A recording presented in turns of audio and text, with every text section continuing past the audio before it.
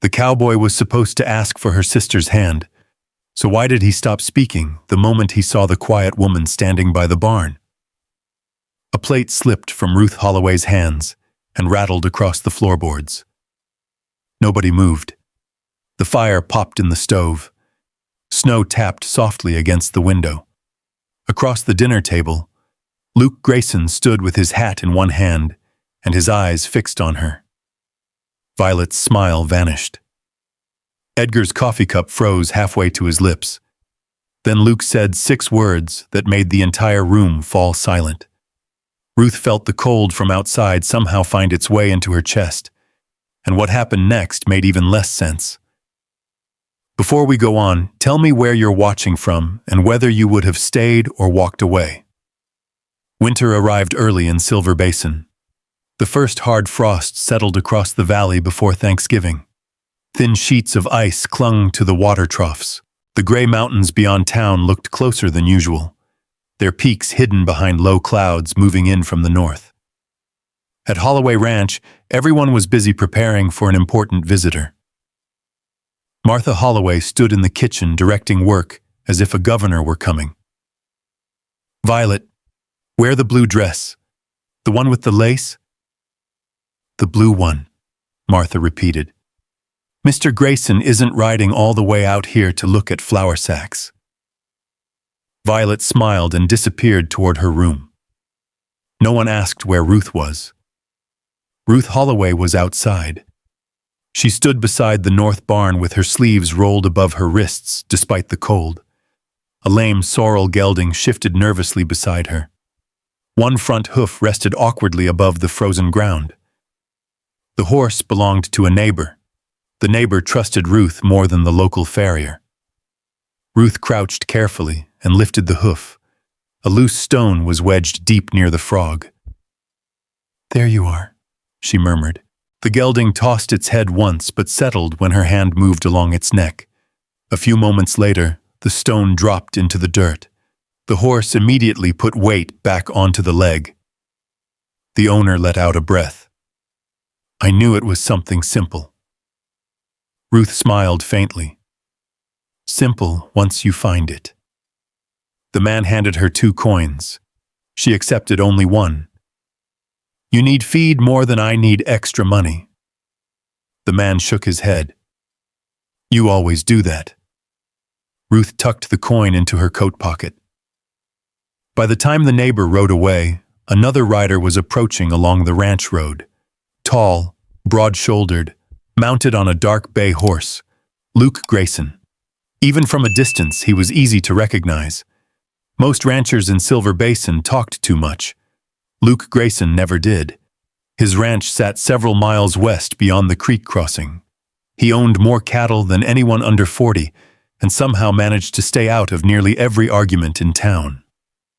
Ruth wiped her hands on a cloth and returned to work near the barn. She assumed he was here for Violet.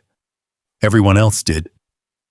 Inside the house, Edgar Holloway certainly did.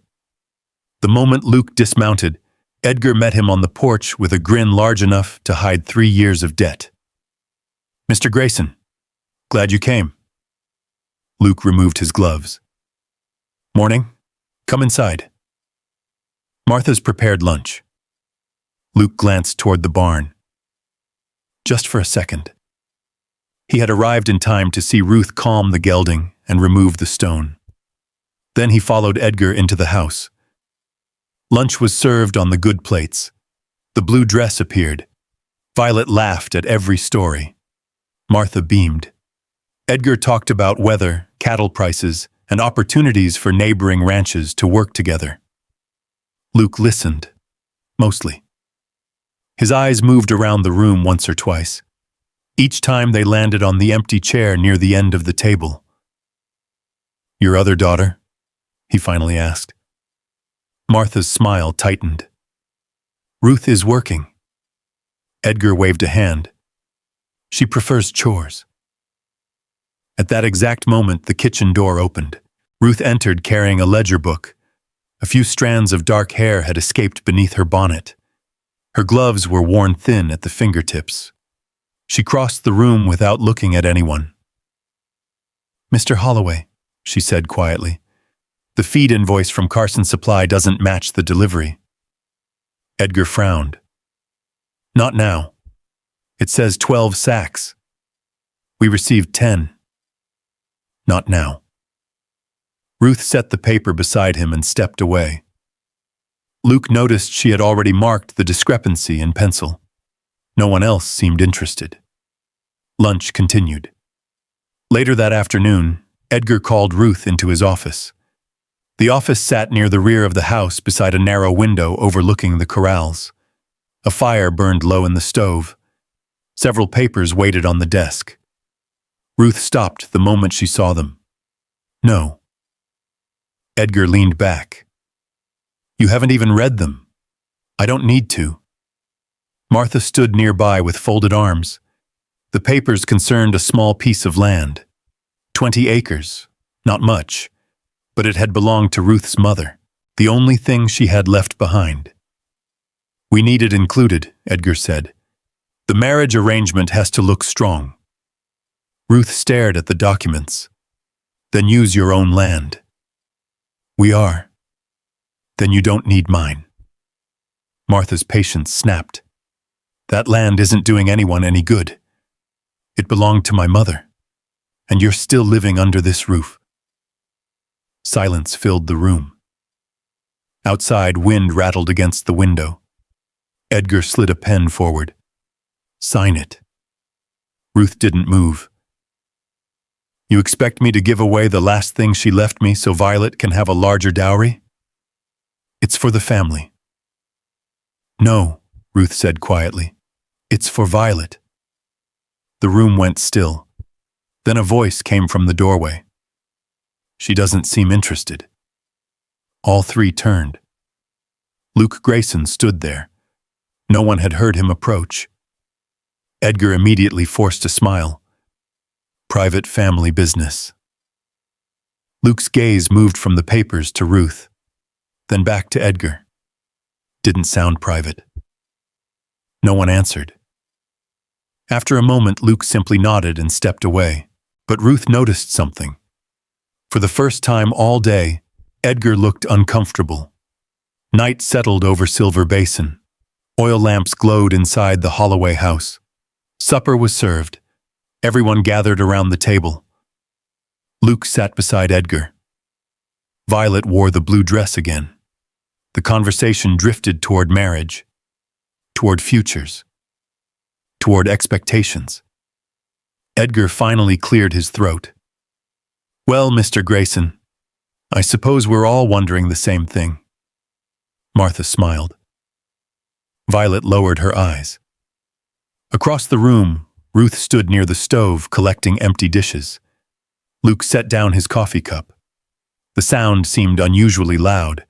He looked directly at Edgar, then at Martha, then at Violet. Finally, his gaze found Ruth. When he spoke, his voice remained calm. I've made my decision. Nobody moved. I'd like to ask for Ruth Holloway's hand. The room froze. The fire cracked once in the stove. No one breathed. Martha stared. Edgar blinked. Violet's face lost all color. A plate slipped slightly in Ruth's hands. For several seconds, she was certain she had heard him wrong. Luke stood. His expression never changed. I'd like to marry Ruth. The silence that followed felt larger than the valley itself, and Ruth looked at Luke Grayson as though he had just spoken the most impossible words she had ever heard. No one moved. The lamp on the side table flickered once. Outside, wind pushed against the house. Then Violet stood up so quickly her chair scraped across the floor. What did you say? Luke remained calm. I said I'd like to marry Ruth. Martha's face went pale. Edgar looked as if someone had knocked the breath out of him. You came here for Violet, he said. I came here to discuss marriage. That is Violet. No, Luke answered quietly. It isn't. For the first time all evening, Ruth spoke. Mr. Grayson. Everyone turned toward her. You don't know me. Luke met her eyes. I know enough. The answer only made the room stranger. No one finished supper. Luke left shortly afterward. His horse disappeared into the darkness beyond the gate. Inside the house, the argument began before the sound of hoofbeats faded. Martha blamed Ruth. Violet cried. Edgar paced beside the stove. Ruth stood silently near the sink until finally she walked out the back door and into the cold. The stars were sharp above Silver Basin. She stood beside the barn for a long time. The frozen ground crunched beneath her boots. One question followed her through the darkness. Why? Luke Grayson could have chosen any woman in the valley. Why her? 3 days later, he returned. This time, there was no family supper, no performance, no blue dress, only paperwork. The meeting took place in Sheriff Daniel Reed's office beside Main Street. The sheriff sat behind a scarred oak desk while snow drifted outside the window. Luke laid several documents on the table. Ruth read every page, carefully, the way she always read numbers, ownership, partnership, livestock percentages, household rights, income records.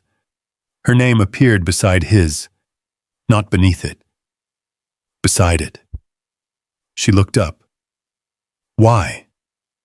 Luke folded his hands. Because if you agree to marry me, you'll be helping build the ranch. Most wives don't get their names here. Most wives should. The sheriff looked over his spectacles but said nothing. Ruth read the pages again. Then she added her own conditions. I keep my own earnings. Luke nodded. Agreed. I manage my own room. Agreed. No one treats me like hired help. Agreed. No hesitation. No bargaining. No irritation. Just agreement. That unsettled her almost more than an argument would have. 2 weeks later, they were married. The ceremony took place inside the small wooden church near the edge of town. Pastor Wilkins spoke softly. Snow rested along the church steps. A dozen people attended. No more. Violet sat with folded hands and never looked toward Ruth. Martha barely smiled. Edgar looked distracted, likely thinking about debts. Luke stood straight beside Ruth. When the ceremony ended, he simply offered his arm. Nothing dramatic, nothing grand, just a quiet gesture. Ruth accepted it. By sunset, they were riding west toward Grayson Ridge Ranch. The ranch sat against rolling hills beyond a frozen creek. Smoke drifted from the chimney.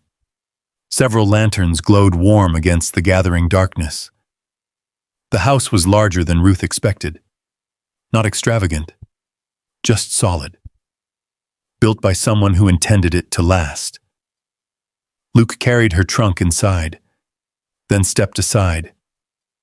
You should look around. The words were simple, but something about them felt strange. Ruth entered slowly. The first thing she noticed was the light. Morning light would pour through the eastern windows. The second thing she noticed was the desk. It stood beside that very window, a sturdy work desk, shelves above it, ledger space, ink storage, receipt hooks, the exact sort of arrangement she preferred when managing accounts. She stopped. Luke noticed. Something wrong? No. But she kept staring. Later, she found the stable. The lower gate latches were positioned slightly differently than normal ranch gates, easier for a shorter person to reach. The feed shelves were organized exactly the way she usually organized feed inventories. Even the labels looked familiar. Corn, oats, hay, salt blocks, everything where she instinctively expected it. That night, snow began falling again. The ranch grew quiet. Luke remained in the front room repairing a harness strap. Ruth unpacked her things. A small room waited for her. Clean, warm, ready. Not recently prepared. Ready, as though someone had expected it to be occupied. She folded her dresses, placed her mother's Bible on the shelf, set her ledger beside the bed, then noticed something else. A small tin resting on the windowsill. She opened it. Inside was dried mountain mint, the exact tea sold only by Mrs. Harper's store in town. The tea Ruth had bought for years whenever she could afford it. She stared at the leaves, then slowly closed the lid. The next several days settled into routine. Luke left before sunrise. Ruth managed household records. Meals remained quiet, comfortable somehow. Neither rushed conversation. Neither filled silence simply because silence existed. One evening she balanced receipts from the ranch supply store. A stack of invoices sat beneath the desk. She organized them automatically, the way she always did. And once again she noticed how perfectly the desk fit her habits. The shelves, the spacing, the drawer depth. Everything. A coincidence, she told herself. Just another coincidence. But the list was growing. A week later, she woke sometime after midnight. The house was silent. Moonlight lay across the floorboards. Unable to sleep, she pulled on her coat and stepped outside. Fresh snow covered the yard. The stable lantern still burned. She crossed toward the storage shed beside the barn. A loose shutter knocked softly in the wind. Ruth pushed the door open. Inside, saddles and tack hung neatly along the walls. She moved deeper into the shed, then stopped. Something rested on a shelf near the back. A folded piece of cloth. She picked it up. Moonlight slipped through a crack in the boards, enough light to see the stitching. Her breath caught. Blue thread, small stitched wildflowers, a pattern she knew by heart, because she had sewn it herself, years ago, long before she had ever stepped foot inside Grayson Ridge Ranch, long before Luke asked her to marry him. Ruth stood perfectly still.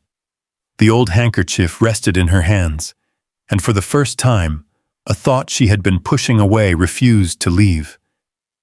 What if none of this had been an accident? What if Luke Grayson had been expecting her long before she ever arrived? Ruth stood in the storage shed long after the cold should have driven her back inside. The handkerchief rested in her hands. She remembered making it. 7 years ago. A church fundraiser, a folding table near the front steps. 3 embroidered handkerchiefs sold to raise money for repairs after a spring storm. She remembered every stitch, and somehow one of them had ended up here, at Grayson Ridge Ranch. She folded it carefully and returned it to the shelf exactly where she had found it. Then she walked back to the house. Luke was still awake. A lantern glowed beside his chair. A ranch ledger rested open on his lap. He looked up when she entered. "You were out late. Couldn't sleep." He nodded once. No questions. No explanations. The strange thing was that she wanted him to ask. Instead, he returned to the ledger, and somehow that silence followed her all the way to bed. Winter settled deeper over Silver Basin. December became January. Snow lined the fences. The creek froze solid near the crossing road. Life at Grayson Ridge Ranch found its rhythm. Luke rode out before sunrise. Ruth managed supply orders, receipts, feed counts, and payroll records. Every Friday, a delivery wagon arrived from Carson Supply. Every Saturday, Luke checked the northern grazing fields. The routines became familiar, but the questions never left. In fact, they multiplied. One morning, she walked into the stable and discovered the lower feed bins had been built several inches shorter than standard ranch measurements.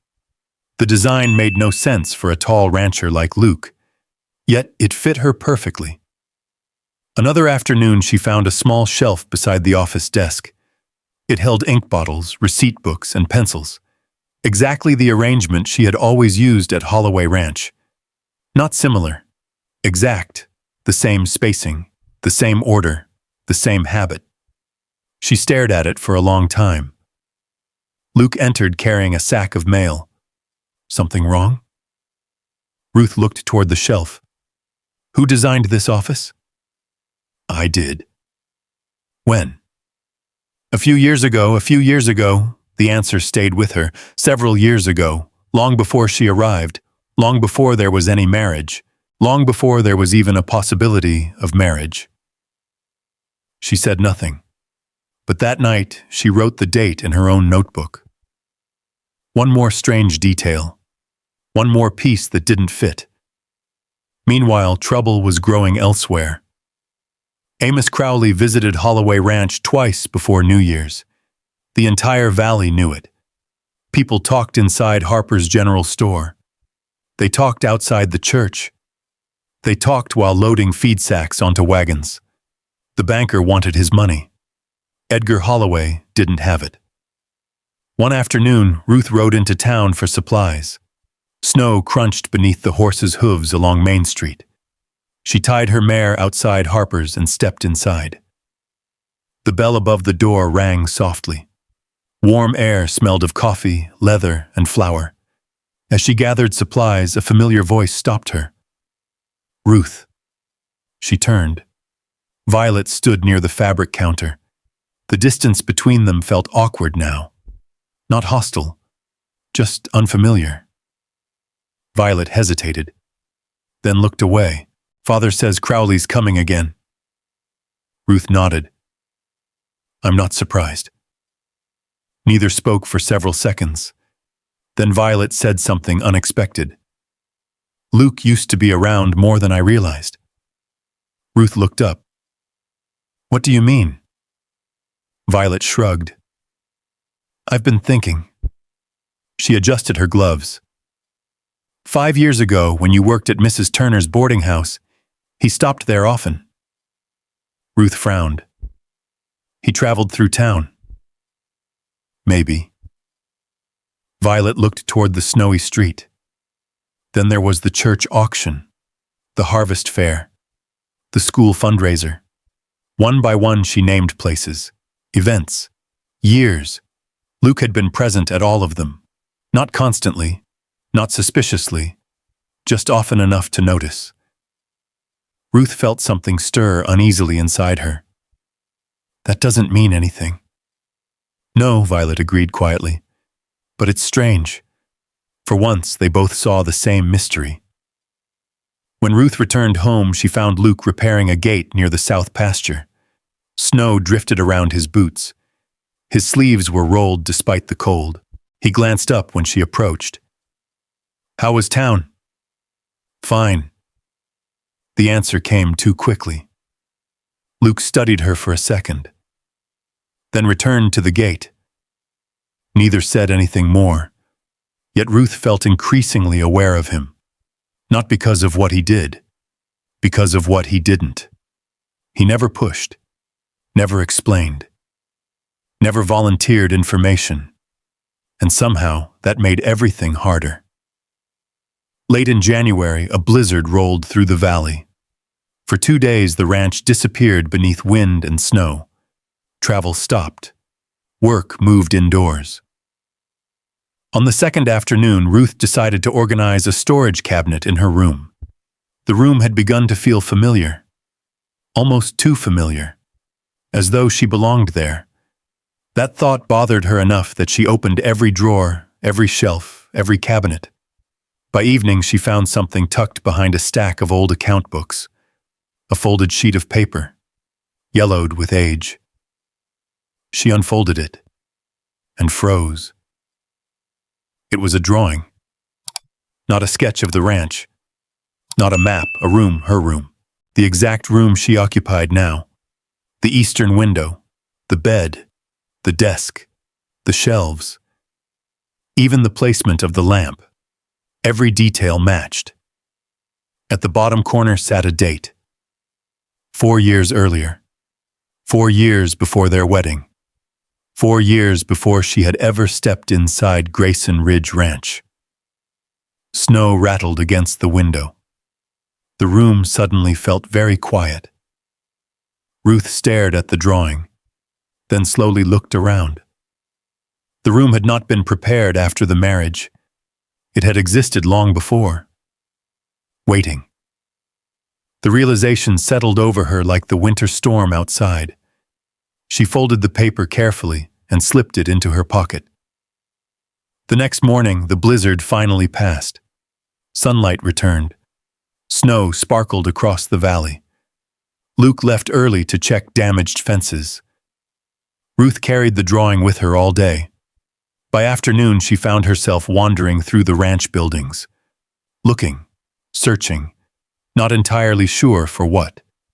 The stable, the office, the supply shed, then the old tack storage building near the back pasture. She stepped inside. Dust floated through narrow shafts of sunlight. Rows of saddles hung from wooden racks, blankets folded neatly, tools arranged along the wall. Her eyes moved slowly across the room, then stopped. Near the far corner, behind a row of hanging tack, a narrow wooden seam interrupted the wall, almost invisible. Almost. Ruth walked toward it, reached out, and brushed her fingers across a hidden latch. A small door, built directly into the wall. A door she had never noticed before. A door that should not have been there. And somehow she knew with complete certainty that whatever waited behind it would answer questions she was no longer able to ignore. Ruth stood alone in the old tack building. The ranch was quiet. Somewhere beyond the hills, Luke was still searching for a small group of cattle that had broken through a drifted fence line after the blizzard. The hidden latch felt cold beneath her fingertips. For a moment, she simply stood there. Then she pulled. The narrow door opened inward with a soft scrape. Dust drifted through a beam of winter sunlight.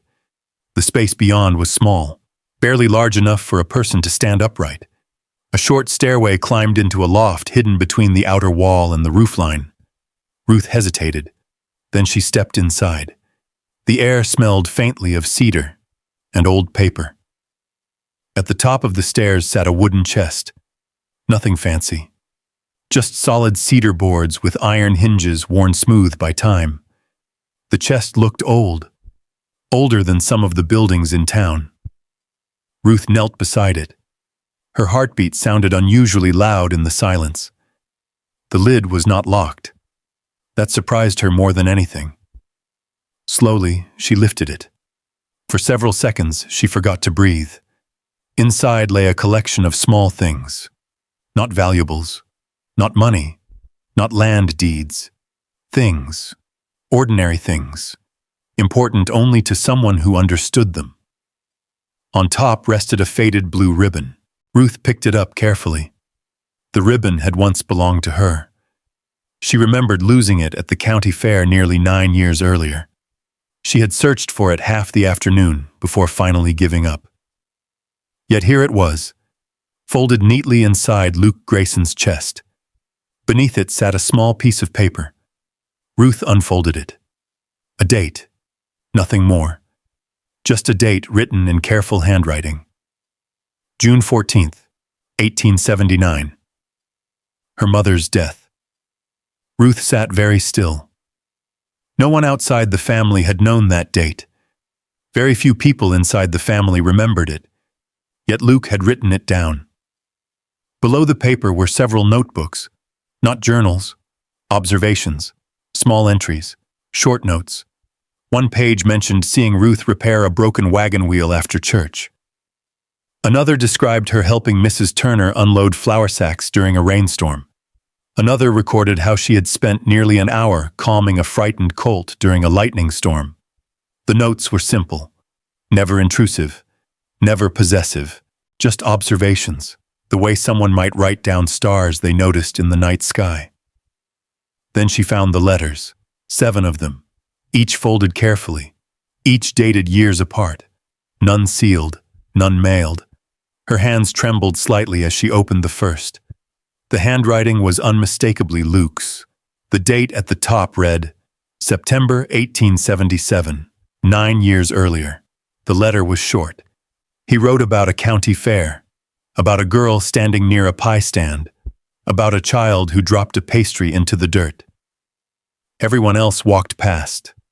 The girl stopped, knelt, helped the child, bought another pastry with her own coin, then disappeared into the crowd. The final line read, I don't know her name, but I hope life is kinder to her than this world usually is. Ruth stared at the page. She remembered that day. She remembered the little boy crying. She remembered the pastry. The second letters came 2 years later. The third after that. Each one carried fragments of her life. Nothing dramatic, nothing exaggerated. Moments, tiny moments, the kind most people never noticed. Luke had noticed. One letter described seeing her walk home alone after dark, carrying feed sacks she could barely lift.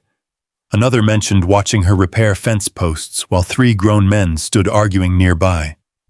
Then came a letter dated shortly after her mother's death. Only 3 lines. I saw her leave the church alone. No one walked beside her. No one should have to carry grief by themselves. Ruth closed her eyes. The loft fell silent again.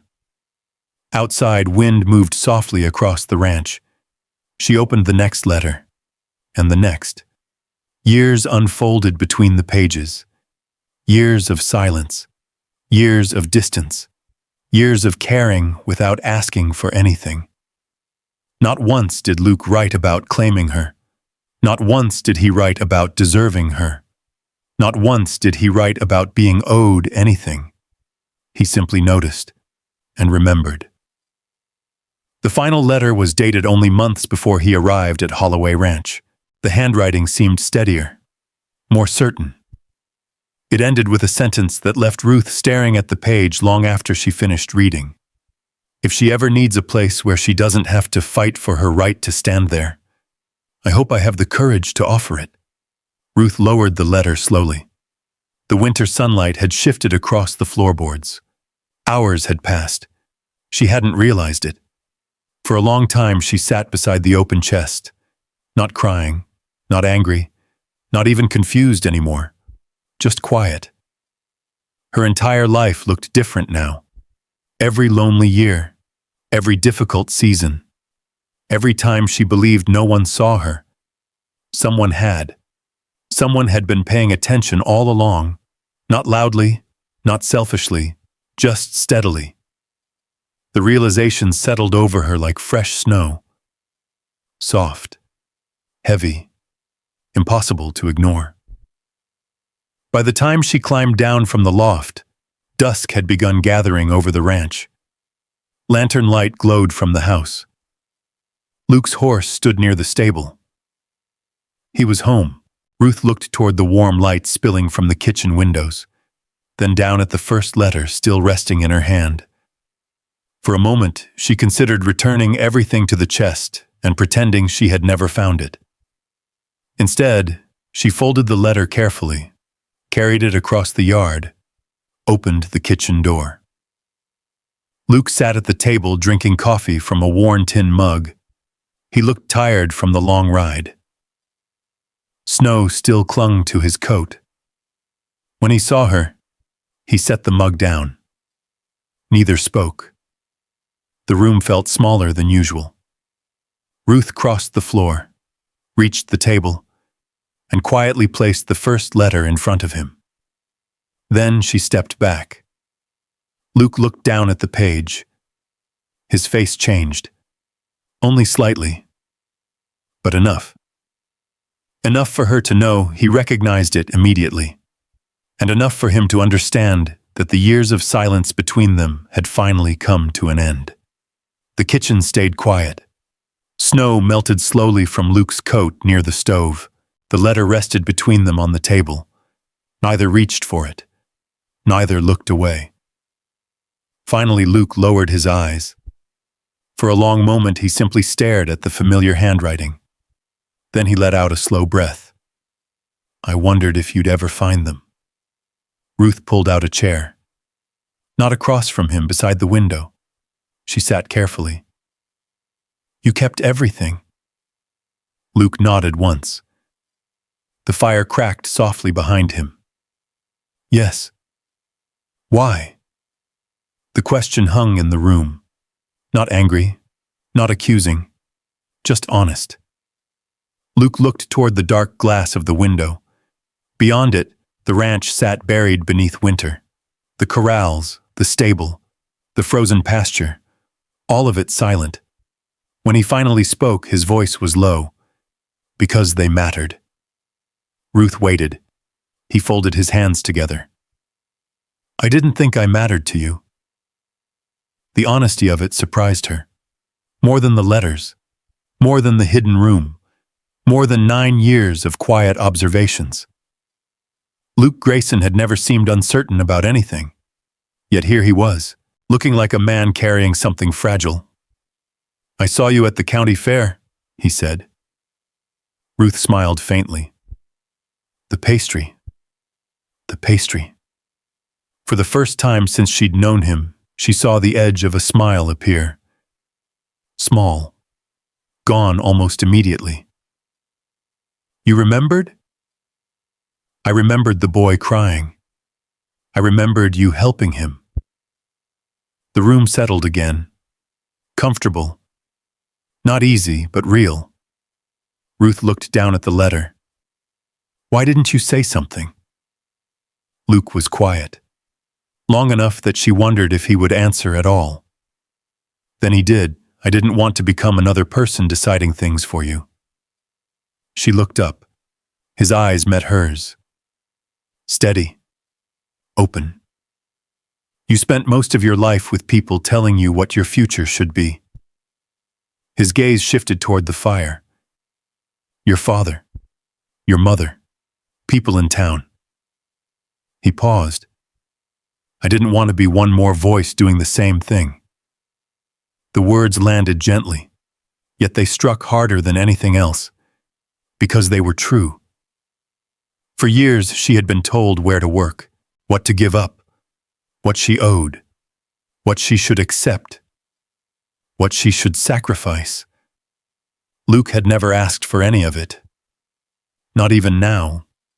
The silence stretched. Then Ruth asked the question she had been carrying since she opened the chest. Were you waiting? His answer came immediately. Yes. No explanation. No attempt to soften it. Just truth. Yes. Something inside her loosened. Not all at once, slowly. Like ice breaking apart at the end of winter. Outside, February moved toward March. The valley began changing.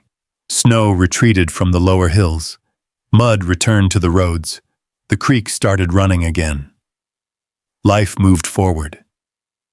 And so did trouble.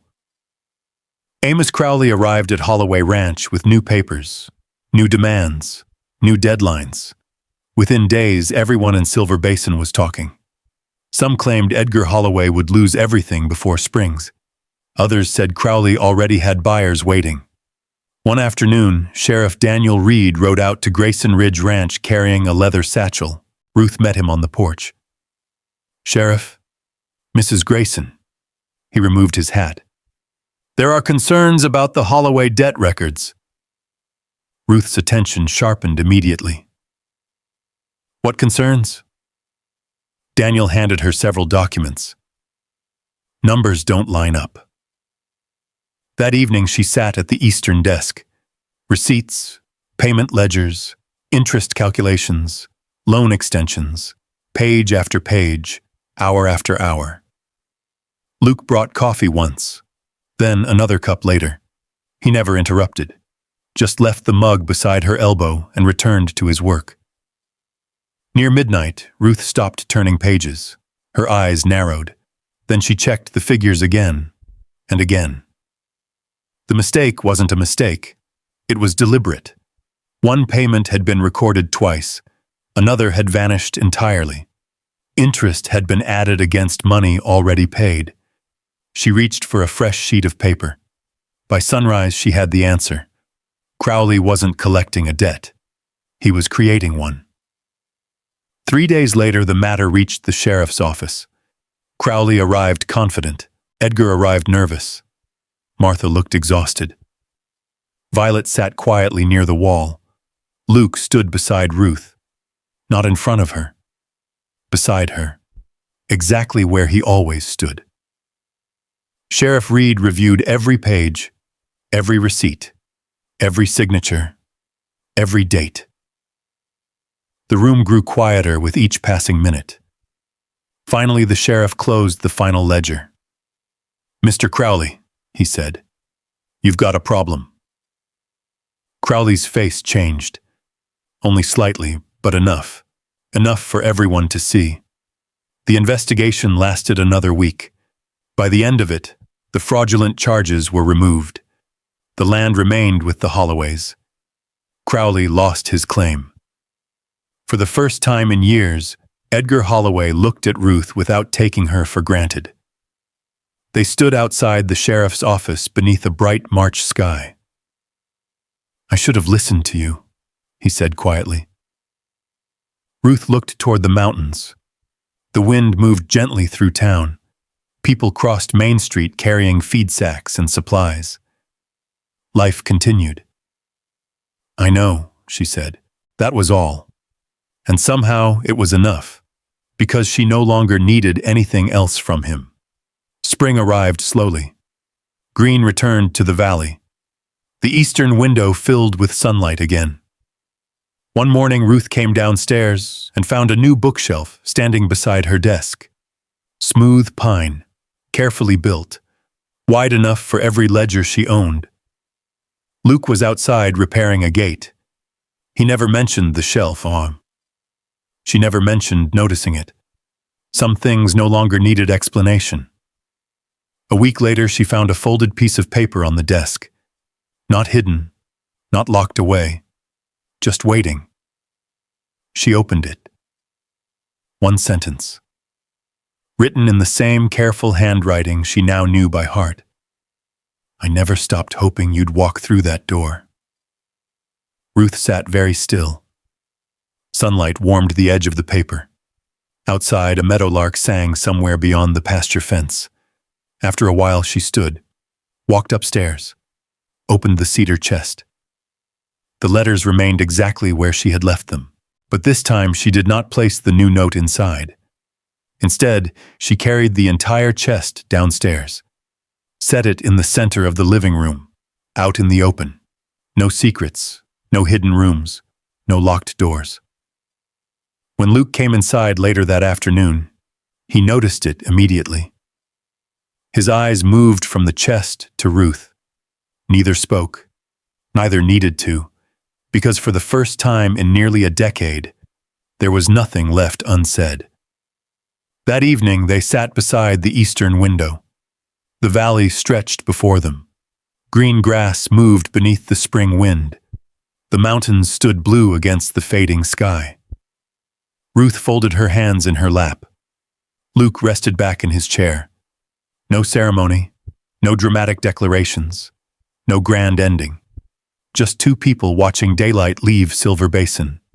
One of them had spent years believing she had been overlooked. The other had spent years believing he could only care from a distance. Both had been wrong. And as the last light settled across the valley, Ruth Holloway finally understood something she had never allowed herself to believe. She had not been left behind. She had been chosen all along. And maybe that's the part of this story that stays with you long after the last scene fades. Not the letters, not the hidden chest, not even the years Luke spent carrying a quiet love he never tried to force into Ruth's life. It's the thought that somewhere along the way, Ruth stopped measuring her worth by who overlooked her. She stopped waiting for approval from people who never truly saw her. And when she finally looked out that eastern window beside Luke, she wasn't sitting there because someone rescued her. She was there because she chose her own future. Now imagine yourself in her place. Imagine carrying years of disappointment, years of feeling invisible, years of believing that everyone else had been chosen first. Then imagine discovering that kindness had been walking beside your life the entire time, quietly, patiently, without asking for anything in return. Sometimes healing doesn't arrive with grand speeches. Sometimes it looks like a chair left open beside a window, a hand that never pulls too hard, a person who gives you room to become yourself. Maybe that's what real love is. Not possession, not control. Just someone who keeps choosing you, day after day, while still allowing you to choose for yourself. If this story touched something in your heart, tell me in the comments. What was the moment that stayed with you the most? And if you enjoy stories about second chances, quiet courage, healing, and the kind of love that grows slowly but lasts, I hope you'll stay a little longer and join us again. There are many more stories waiting just beyond the next trail, and I'd be honored to share them with you.